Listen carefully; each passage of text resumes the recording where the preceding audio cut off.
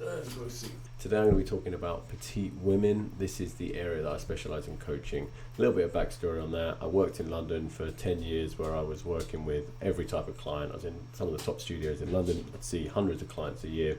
And obviously I worked with everyone, so every type of client. But what I kept finding was petite women were facing the same barriers and had the toughest time with weight loss. So over time, I just started to put content out about that, and because of that, attracted more and more clients. So then probably for the last 7-8 years, I've been working primarily with petite women online. Had a ton of success with that, and have really drilled down on what the main methods are, what the main things to look for are, to kind of level the playing field, I guess, for petite women. So I'm going to try and talk you through a little bit about this today. We're going to run through why that is, and then 5 key things you need to consider when you're setting up a weight loss or a fat loss plan, so even if you're just trying to maintain weight as a petite woman. Okay, so let's have a little dive in. So the first thing, this is the issue in a nutshell. So this is just using a generic calorie calculator. I've plugged in here the information for a woman who's 5'9" at 25 BMI. Okay, so this is someone who's just overweight at 5'9". If I put in the exact same stuff, so someone who's just overweight at 5 foot, okay, so BMI 25 still, these are the differences in what the calorie calculator generates. So if both women were trying to lose weight at half a kilo a week, you've got the taller woman, nearly 1,600 calories there, okay, very doable. For the 5 foot woman, it's just under 1,200 calories. This is probably not something you haven't seen before. If you're a petite woman trying to lose weight, you're probably quite used to seeing figures like that. So that is the setting of this, okay? This is how much the difference is. Now you might say, well, that woman's heavier, 78 kilos versus 59. But the thing is, if there was a woman who's 5'9" and 59 kilos, she wouldn't be trying to lose weight because her BMI wouldn't be overweight. She'd be a normal healthy weight, and so therefore she'd be eating maintenance calories, which would probably be closer to 2,000 anyway. So this is the problem. We've got to compare equal levels of overweightness, which means obviously you're going to be lighter as a petite woman, which is why we get these very low targets to begin with. So here's why it matters. When you are trying to eat 1,200 calories, it's actually very difficult to get all the protein and nutrients you need and then have any room for anything else. So it's actually a big discrepancy, the difference between 1,500 and 1,200, because that 300 is essentially the carbs that you want, little snacks and flexibility to maybe have a glass of wine at the weekend or something. So when you drill it down to 1,200 calories is like the bare minimum to just get what you need. So it basically makes your diet completely inflexible and unsustainable. This is the difference here, right? So on a 1,500 calorie plan, you've still got carbs with both of your meals. You've got some snacks there as well, which don't have to be necessarily protein based. It's just much more sustainable. As we'll get onto later as well, it's also way easier to adapt a plan like this to say grab some food on the go. If you've got 500 calories for lunch, much easier to grab something on the go than if you're trying to work with like 350 for lunch. So rule number 1, 1,400 to 1,500 calories has got to be the minimum that you're trying to lose weight on. Going any lower than this, it's not going to be sustainable and it just won't work. Okay, now for petite women, that's obviously more difficult to get set up, right? Because like we just seen, the calorie calculators are telling you to eat 1,200. So here's how we get around that. It's all to do with the activity level and the weight loss speed. So the first rule is you just can't be sedentary. You can see here for our 5 foot woman, if she's sedentary, to maintain her weight is less than 1,500 calories a day. So how are we going to be losing weight on that amount? To lose weight on this, it would be 1,200 or even less than 1,000 calories to lose half a kilo a week. So we can't do that. Now, most petite women will be able to get to around 1,500 calories, provided they're lightly active and pursuing weight loss speeds of 0.25 kilos a week. Okay, so 0.25 kilos a week, that's half a pound a week. Yeah. Lightly active, 7 to 10,000 steps a day, 3 training sessions a week, something like that. Yeah. That in our example here, because we're using a 5 foot woman, which is to the more petite side of petite, that's still giving around 1,400 calories or so. She may want to try and pursue moderately active, like this third example here, which would be more like maybe 5 training sessions a week, maybe close to 10, 12,000 steps a day. That's going to get her up into that 1,500 calorie region. In reality, we don't need to get super specific about I'm doing this many 100 steps a day, this many thousand XYZ. It's more just about, if you set up your target between 14 and 1500 calories, get as active as you can. There should be a degree of weight loss happening with that. If it's slightly faster than 0.25 a week and you can sustain it, great. If it's slightly slower than that, but it's reliably coming down, that's also great.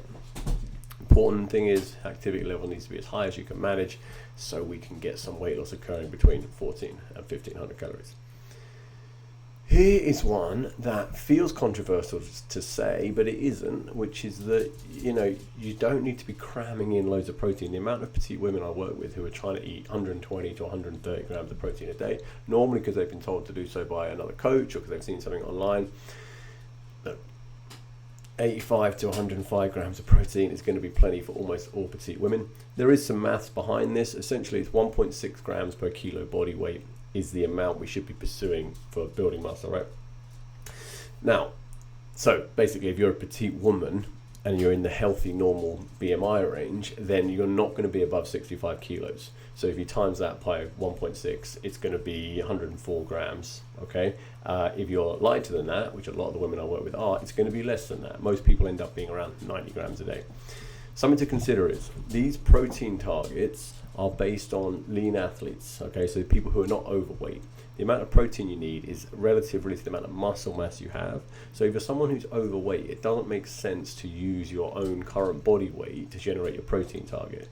If you think about it like this, if you had a 100-kilo rugby player who's lean, he's probably going to need like 160 grams of protein a day. Just going to pick my doggy up. Come on.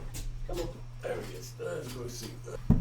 Okay, sorry about that. So if you were a 100-kilo rugby player, then 1.6 grams per kilo body weight would make sense because you'd have a large amount of muscle. You'd need all of that. If you're a 100 kilos petite woman who's very overweight, you don't need that much protein because you don't have that much muscle mass. So the thing to do is to use either the midpoint of your BMI. So in this example, I've said that's like 21.5-ish is the midpoint BMI, and whatever that weight would be for your height, or even just the kind of upper limit of a healthy BMI.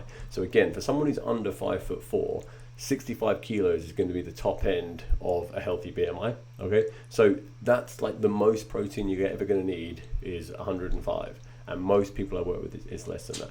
The reason this is so important is if you're trying to eat 130 grams of protein a day on 1500 calories, again, you end up with one of these diets which is just chicken and vegetables, because almost the ratio of protein you need per calorie is almost the same as like a protein shake for every meal that you're eating. So we can't be doing that, and there's just no need either. 1.6 is absolutely fine.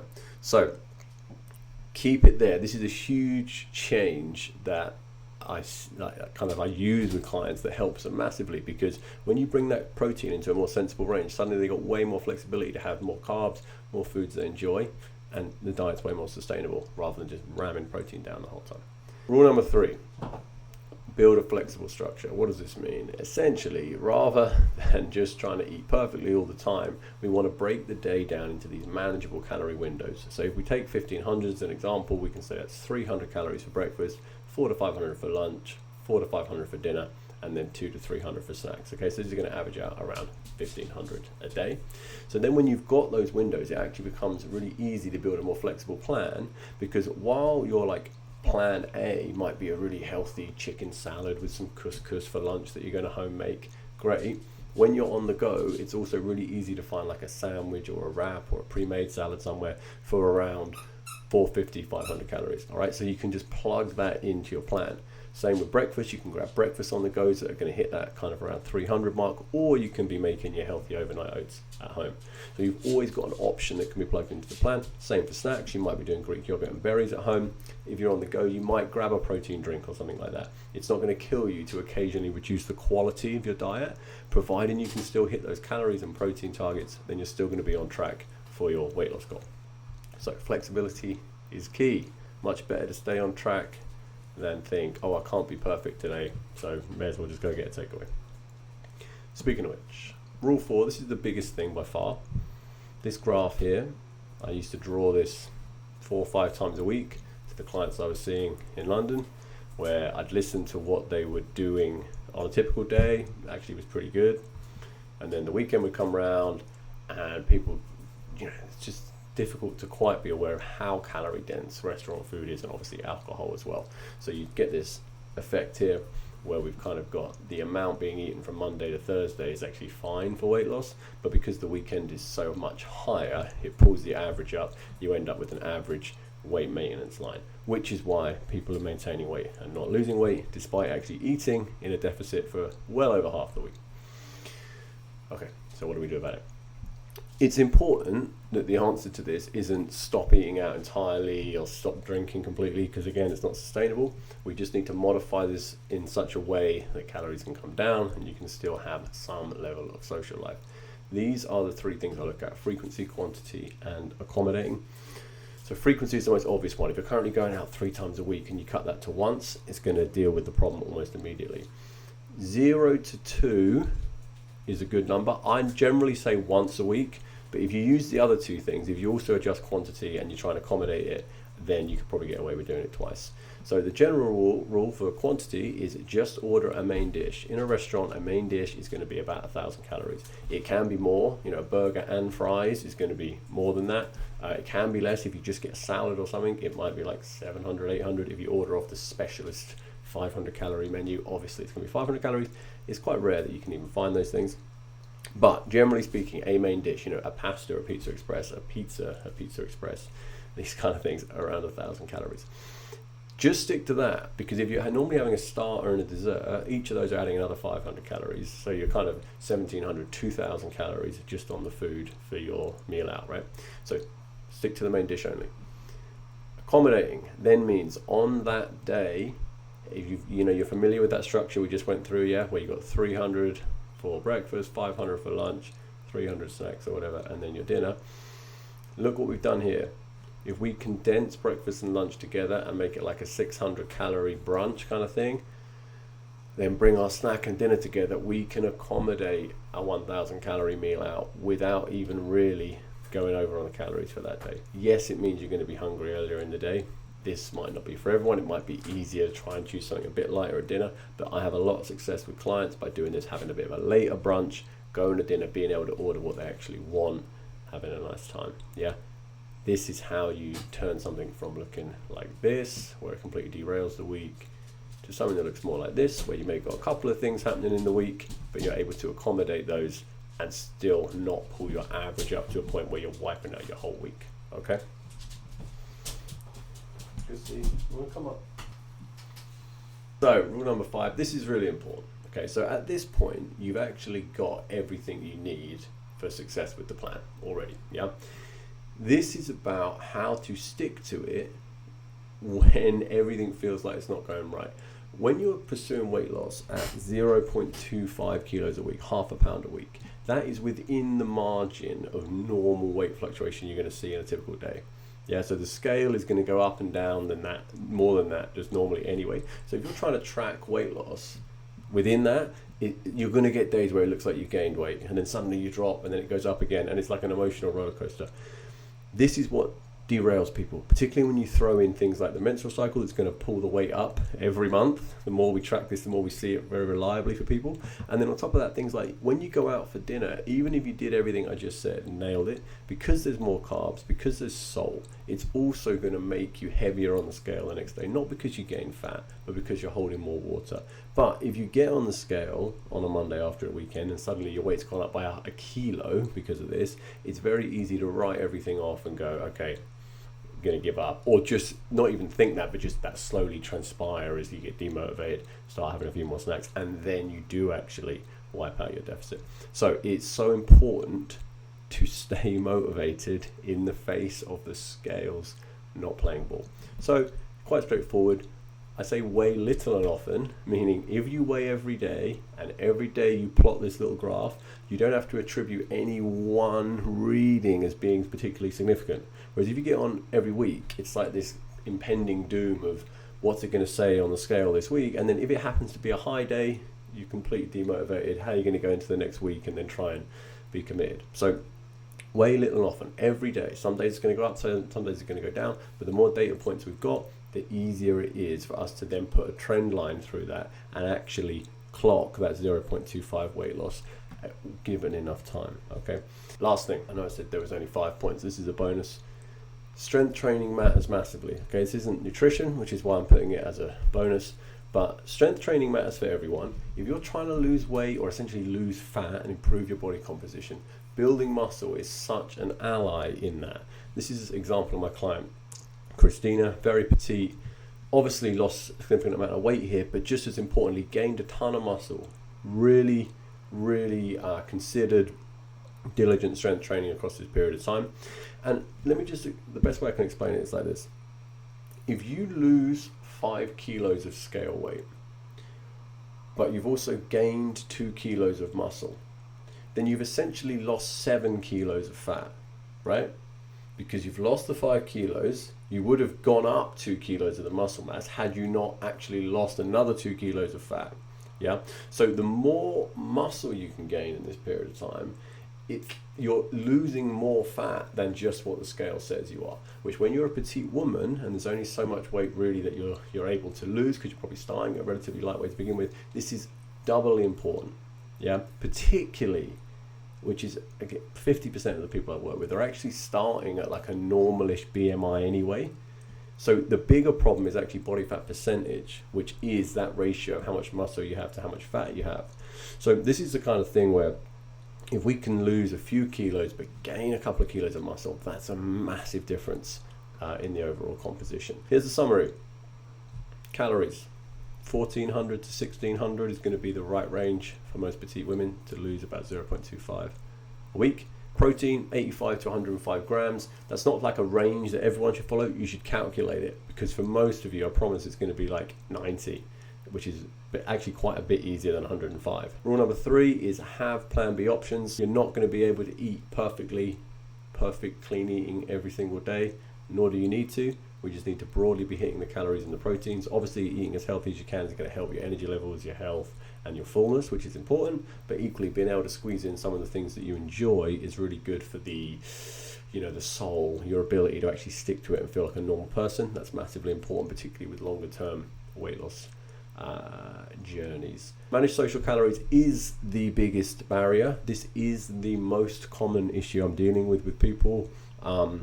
It's the biggest barrier, but it's also the easiest one to deal with because it's very straightforward. We've got to tackle the frequency, the quantity, and we need to accommodate it where we can within the day or the week that it's happening. Last one, way often, the more data we have, the better. It also allows us to identify outliers, keep motivated, and trust the process. And then the last one is lift weights. So there you have it. It seems very straightforward when laid out like that, but if I was to condense it into a nutshell, it would basically be you got to be patient, slow and steady. Any weight loss is great if it can be replicated, and you will get to your goal with time. So that's it. That's more or less what I do. Obviously, this stuff is very individual to everyone. People that have work, social calorie issues, when it's going out for work dinners, client lunches, these kind of things, or traveling with work. So we really have to get into the weeds a bit to try and navigate those ones. In those cases, when you're a mum and you've got to be making dinner for your kids at 5 and then you're eating again later, and it's very easy to nibble at little bits and pieces like that. These are all the kind of barriers that I run into, but we can pull them back into the structure and we can make it work. It's just about accommodating and moving around a little bit with it. But yeah, if you like this, let me know. If there's anything you have experienced as a petite woman that you would like to add to this, then drop me a comment. And if you are considering coaching, hopefully this has given you a bit of an insight into the way I work, the kind of stuff I care about, which is essentially things being lifestyle friendly and sustainable. And also, hopefully, that you can see, while this is tough and losing weight as a petite woman is very hard, which is literally the reason I choose to work in it, because it's also super rewarding, it can be done, it is possible, and there's lots of women out there right now doing it with these methods. So if you do want to jump on a call and chat about some coaching, you can find me at danpricenutrition.com. In the meantime, have a go yourself, get your plan together, get your backup options in, and good luck, have a good day. Thank you for bearing with the sound and the interruptions from Goosey. See you later.